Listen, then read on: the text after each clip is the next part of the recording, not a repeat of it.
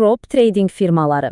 Yəqin ki, bu adı çox eşitmisiniz. Sizə böyük pullarla ticarət etməyi vəd edirlər. Amma bu, parlaq fürsət əslində ustalıqla qurulmuş bir tələ ola bilərmi? Gəlin, bu günlərin ən məşhur adlarından olan Funded Next nümunəsində bu sualın cavabını birlikdə axtaraq. Bir anlıq təsəvvür edin, heç bir şəxsi risk daşımadan, yəni öz pulunuzu itirmə qorxusu olmadan 100 minlərlə dolları idarə edirsiniz. Prop firmalarının vədi də elə budur. Sizin biliyiniz, onların kapitalı.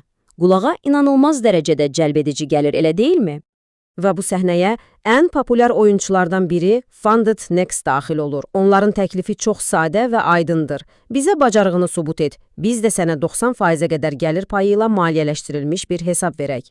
Yaxşı, gəlin ilk öncə traderləri Funded Next kimi platformalara çəkən bu cəlbedici vədin arxasında nə dayandığına baxaq. Bu sistem ümumiyyətlə necə işləyir? Əgər bu anlayışla ilk dəfədir tanış olursunuzsa, izahı çox sadədir. Prop firması əslində öz pulunu sizin ticarət bacarığınıza yatıran bir növ investordur. Siz ticarət edirsiniz, onlar da sizə lazımi kapitalı təmin edirlər. Və budur, məsələnin ən şirin hissəsi, gəlir bölgüsü. Qazandığınız mənfəətin, baxın, 90%-ə qədərini siz götürürsünüz. Bəli, düz eşitdiniz, 90%. Bu, maliyyə dünyasında həqiqətən də inanılmaz dərəcədə yüksək bir rəqəmdir.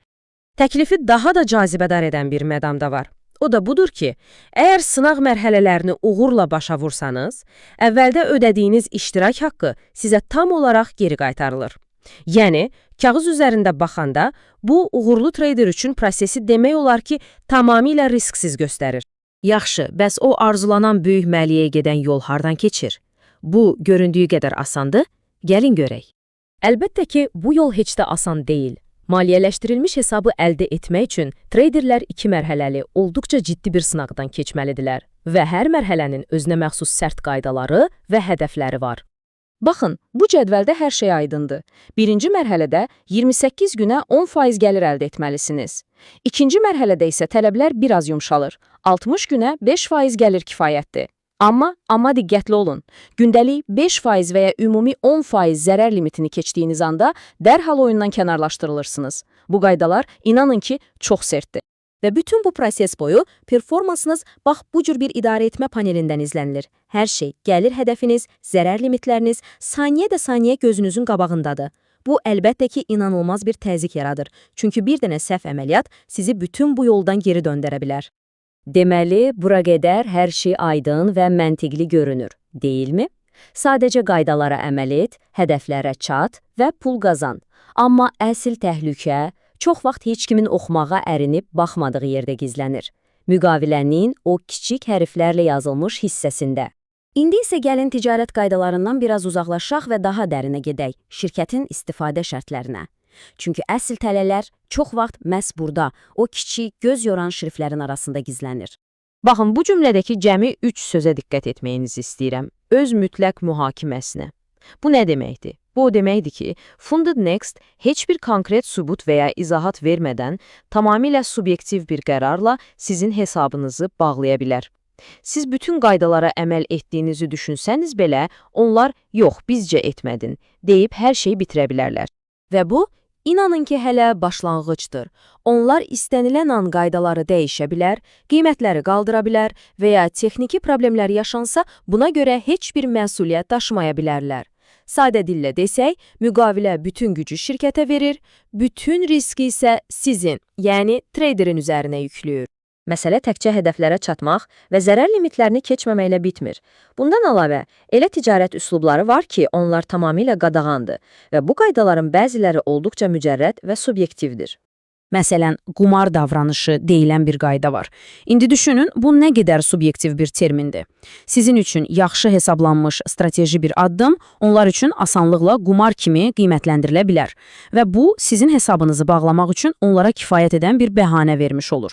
Yaxşı, bəs bütün bu qaydalar, bu şərtlər real həyatda özünü necə göstərir?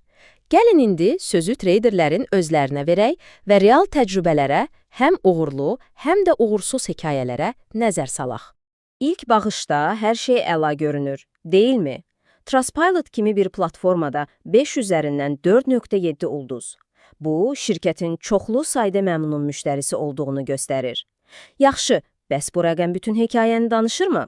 Rəylərin dərinliyinə endikdə isə mənzərə kəskin şəkildə iki yerə bölünür. Bir tərəfdə sürətli ödənişlərdən, əla dəstək xidmətindən razı olan minlərlə istifadəçi var, digər tərəfdə isə hesabların heç bir səbəb göstərilmədən bağlanmasından, texniki problemlərdən şikayət edən və heç də az olmayan bir qrup insan. Redditdə rastlaşdığımız bu hekayə isə açığı çox sarsıdıcıdır.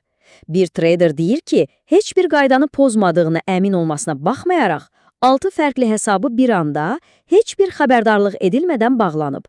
Bu, bayaq danışdığımız o mütləq mühakimə bəndinin real həyatda necə acı nəticələr verə biləcəyinin canlı bir sübutudur. Başqa bir istifadəçi isə məsələni daha da irəli apararaq, hesabının ümumi şərtlərdə ümumiyyətlə olmayan bir qaydaya görə bağlandığını iddia edir. Onun gəldiyi nəticə odur ki, şirkət dərc edilməmiş, yəni heç yerdə yazılmayan qaydaları öz başına tətbiq edərək hesabları bağlaya bilər. Və bu, artıq çox ciddi bir ittihamdır. Beləliklə gəlib çatırıq yekun və ən əsas suala, Funded Next böyük bir fürsətdir, yoxsa ustalıqla gizlədilmiş bir tələb? Düşünürəm ki, cavab sizin riski olan münasibətinizdən birbaşa asılıdır. Yekun olaraq bir neçə şeyi vurğulamaq istəyirəm. Bəli, Funded Next ilə pul qazanmaq mümkündür. Bunu bacaran minlərlə insan var. Amma uğur qazanmaq üçün təkcə yaxşı trader olmaq kifayət eləmir. Siz həm də onların bütün qaydalarını, xüsusilə də o kiçik şriftləri əzbər bilməli və bu qaydalar çərçivəsində oynamağı bacarmalısınız. Və sonda bu sual ilə sizi baş-başa buraxıram. O böyük gəlir vədi, bütün bu şərtləri, bütün bu qeyri-müəyyənlikləri və riskləri qəbul etməyə dəyərmi? Bu qərar artıq sizindir.